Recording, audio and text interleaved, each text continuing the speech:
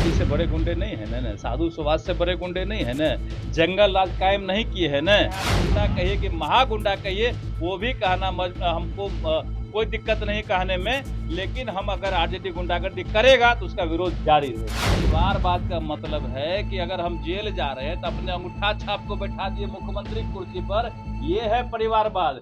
नमस्कार, आप देखना शुरू कर चुके हैं लाइव सिटीज को। मैं नाम अभिषेक है। बिहार सरकार के मंत्री नीरज कुमार बबलू ने बड़ी बात कही है। नीतीश कुमार के बेटे क्या राजनीति में आएंगे?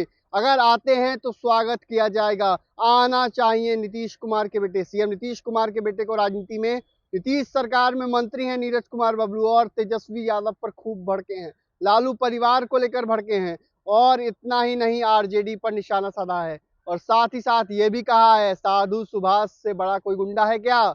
इतना ही नहीं, उन्होंने ये भी कहा है कि जो पारू विधायक का जो मामला है, अन्याय होगा तो उसके खिलाफ लड़ेंगे, चाहे उसे गुंडागर्दी कहिए या महागुंडागर्दी कहिए। क्या कुछ कह रहे हैं बिहार सरकार के मंत्री, पहले आप वो सुनिए।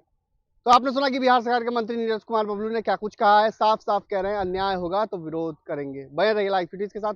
हमारे यूट्यूब चैनल को सब्सक्राइब करिए, उसको लाइक करिए। धन्यवाद। आरजेडी से बड़े गुंडे नहीं है ना, साधु सुभाष से बड़े गुंडे नहीं है ना, जंगल राज कायम नहीं किए है ना। हमारे विधायक मजबूती से अगर किसी चीज का विरोध करते हैं, अन्याय का विरोध करते हैं, तो आरजेडी को लगता है कि ये गुंडे हैं।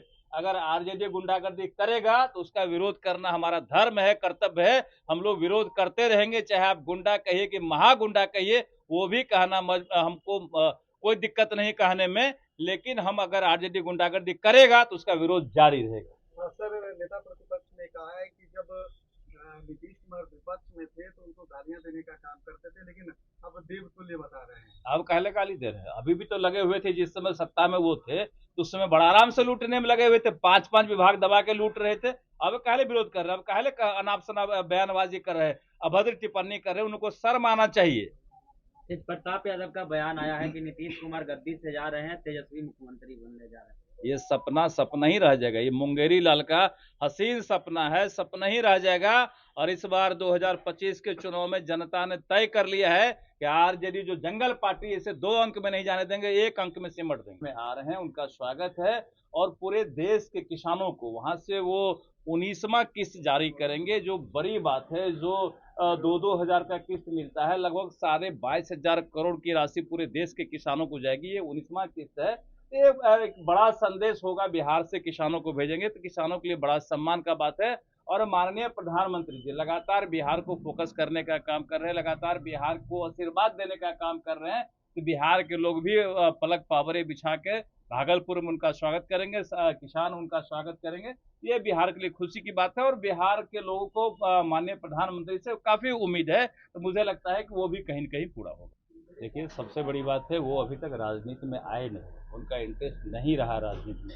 लेकिन अगर राजनीति में आना चाहते तो ये अच्छी बात है, ये सुखद संदेश है। हमारे माननीय मुख्यमंत्री जी बिहार का सेवा लगातार कर रहे हैं, 20 वर्ष से मुख्यमंत्री के तौर पर कर रहे हैं। उससे पहले भी रेल मंत्री और कई कई बड़े मंत्री के तौर पर किए हैं। अगर उनके पुत्र राजनीति में आते तो अच्छी बात है, स्वागत है, आना भी चाहिए, मैं कहता हूँ।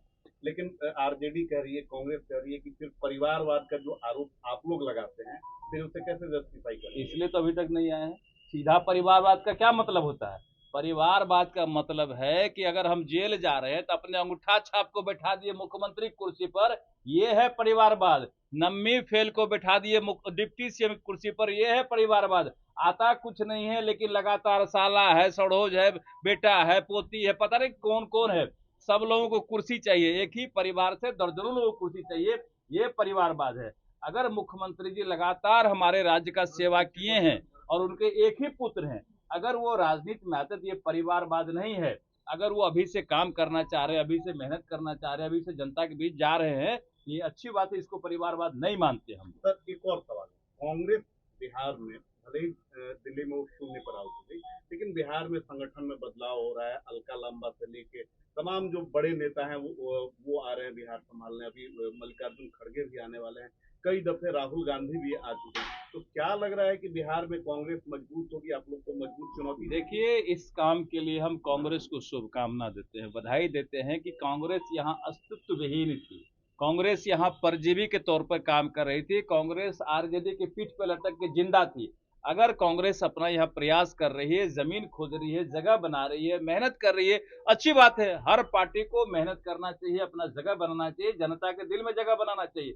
अगर कांग्रेस ये प्रयास कर रही है और अकेले दम पर खड़ी होना चाहती है, हमारी शुभकामनाएं कांग्रेस को।